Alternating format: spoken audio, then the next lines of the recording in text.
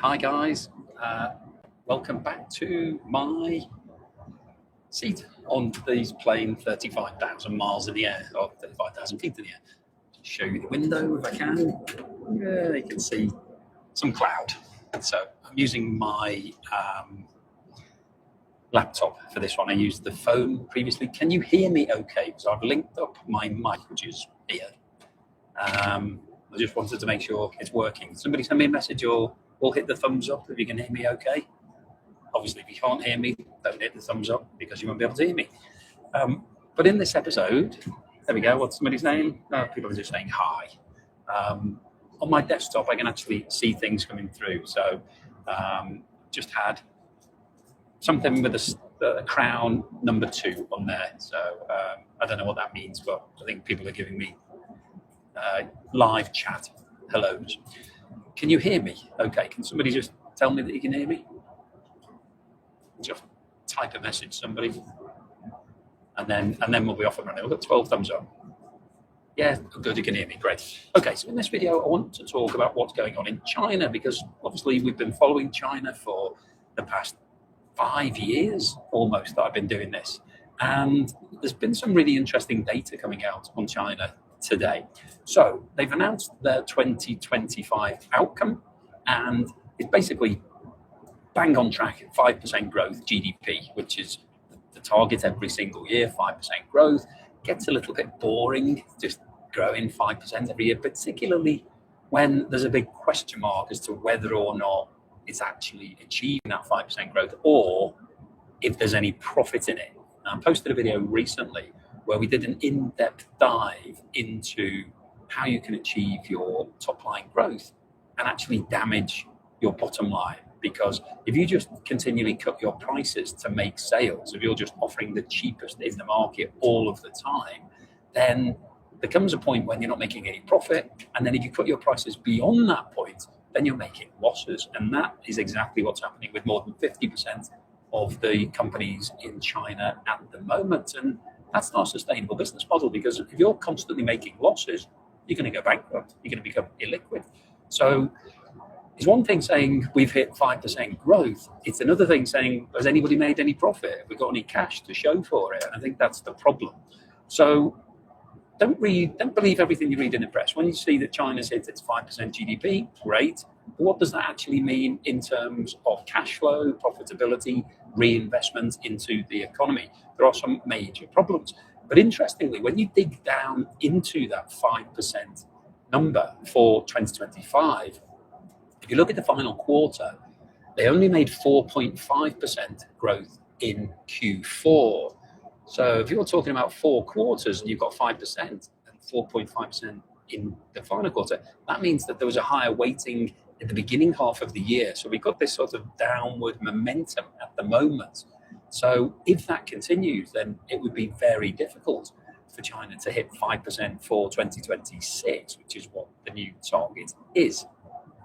But there are some other major problems that are starting to emerge, which have sort of masked the 5% target. I think the first one I'd like to talk about is the property market, which, if you've been following me and the channel, you'll know that that's been a big topic for China over the past 5 years.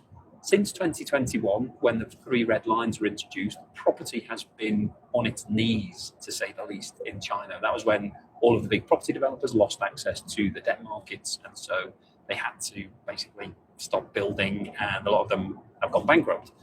And we just had the figures out for the property market, which shows that prices fell again in December, and it was the fastest rate of price fall for 5 months. They're down 2.7% year on year.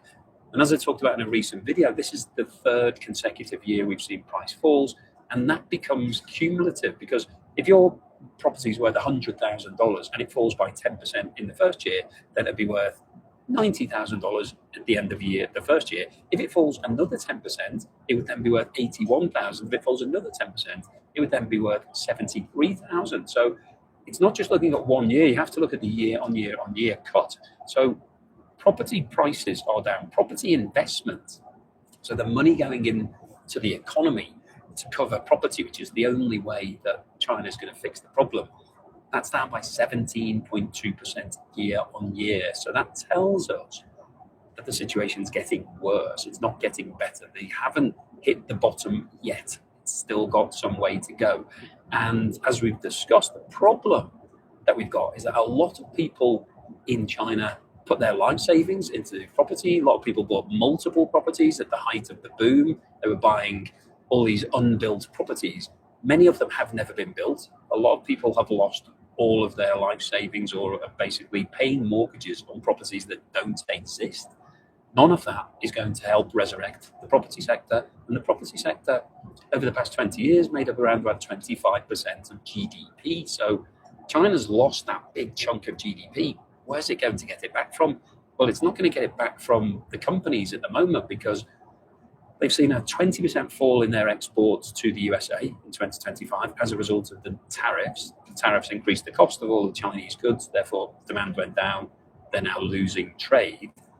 They've gone to Europe and Africa to try to get those products elsewhere, but they're having to cut the prices to do so, so they're making losses. So business isn't filling the gap. But one of the biggest problems that China is facing at the moment is what's going on with the population. Hold on, I'm just having a look at the messages that are coming up here. Somebody's put, getting frustrated, everything around my house says made in China and not the USA. That's from Gary. Okay. Back to the population. So China used to be the biggest population in the world, 1.4 billion, recently overtaken by India. Now, I know there's a lot of people in the messages will be typing now saying it's not 1.4 billion, it's 800,000. I'm not getting into that debate. A lot of people seem to think it's a myth that China has 1.4 billion.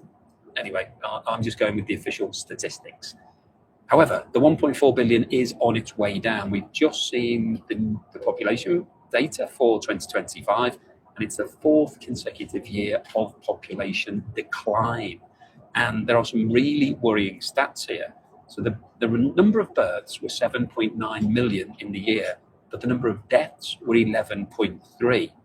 The birth rate is at its lowest rate since, the birth rate itself, which is 5.6 births per 1,000 people, is the lowest in Chinese history. The number of births, 7.9 million, is the lowest since 1738. That was when the population was 150 million. So basically it's 10 times more now. So those numbers are really worrying. The death rate is up at the highest level since 1968 at 8 deaths per 1,000. So the population is declining, but in addition to that, it's also aging. So now at the moment, there are 23% of the population are over 60. And the reason why that's important is because up until recently, the official retirement age in China was 60. So once you hit 60, that was it, you were retired. So it's got a lot of people who are not working. And it's forecast that by 2035, so in 9 years' time, there will be 400 million people retired in China. Now, when you do the calculation, 400 million, if you've got a population of 1.4 billion, that's a big chunk of people who the state is basically needing to support on the pensions and social security and healthcare wise. So it's not going to get any better because they've got a lack of people coming through because of the one-child policy that was in place for a long time. A lot of people have only got one child, but it's changed the mentality in China. A lot of people are now interested in living their own life, having more fun. The marriage rate is also down hugely, and marriage rate and birth rate are intrinsically linked. So this isn't going to turn the corner anytime soon. We're not going to see a whole wave of people entering the jobs market in China to make up the difference with all of the problems. Because one of the issues that it's facing right now is the fact that domestic demand has been in the doldrums for a long time. We've seen deflation over the past 12 months. It's starting to recover, so prices are going up, but not for companies. We're seeing the purchasing price index, so the factory gate prices have been going down for more than 3 years. So we've got some really big fundamental problems happening in China right this moment. And I can't see how they're going to fix it. It's one thing saying we're going to hit GDP of 5% growth every single year. Fine. But if you're not making profit and you're not actually growing your sales overseas through traditional methods of improving quality and gaining a reputation, if all you're doing is cutting the price to the lowest level to get more sales, then that's just going to kill your profits. And that's what's happening in China. And this is the second biggest economy in the world. So it's a real big problem for everybody. And I don't think it's going to turn around anytime soon, but I wanted to bring you up to date on the latest information. And also, just to do this live stream, I just thought it was an interesting experiment. I've got loads of quotes up the side here. So, people hit the like button, somebody's just said, Aaron has just said. So I'm on 52 likes at the moment. The likes do actually help with the algorithm. So if you're watching right this second, that thumbs up sign that's somewhere on the screen, if you could just bop that now, then hopefully we can get the likes up to 100, let's say. So 53 at the moment. But it says that there's 181 people watching. So if half the people do it, then we'll get to 100 pretty quickly. And then hopefully, it will gain a bit of momentum and people will enjoy it. But I like this idea, live streams. I mentioned in a recent video that I'm looking to change my working practices to make things more fun, because it can be a bit of a grind on YouTube, and if you're just making videos and uploading them, it's very static. You don't get any interaction. So it's quite nice to see people online right now. There's some hearts going up the side. We're up to 90 likes now, 93, so that's great. And it's just, somebody's just mentioned in the quotes that China did make a trade deal with Canada recently, and that has been right. That partly as a result, I think, of what's going on in the US and tariffs and all the issues. We're over 100 now. Thank you very much to everybody that's hit that like button. With the tariffs and the relationship between China and Canada is sort of improving because of the USA's relationship with Canada is not going in exactly the right direction from Canadian perspective. So I think Canada have decided to reach out, and there was a deal where there's going to be some canola going from Canada, and certain, I think, electric car tariffs have been reduced significantly to around about 6%, which the US has been very dismissive of. They've sort of said that was a big mistake by the Canadian car industry. Only time will tell, but it shows everybody that although the US market is important, it's not the only market in the world. So Canada has reached out to China, it's done this deal. I'm sure there'll be more announcements from that agreement at some point in the near future. But Canada has got some of the largest oil reserves in the world. China needs to find somebody else to buy oil from, because it's stopping buying from Russia, it's stopping buying from Venezuela, because that oil's going to the US. So I think it probably will buy more oil from Canada in the near future. So it's probably a good idea from Canada's point of view to get preferential trade terms, get some guaranteed sales of that oil, but it still won't fix the problems in the Chinese economy. So just wanted to bring you up to speed on this. Here I am in my pod. Thank you very much for watching, and I will see you again on the next live stream. If you want, if you got any suggestions for ideas, just send me a message, see what you think. And I will see you again soon. But thank you very much. We're up to 109 likes, which is great. And I will see you on the next one. Cheers.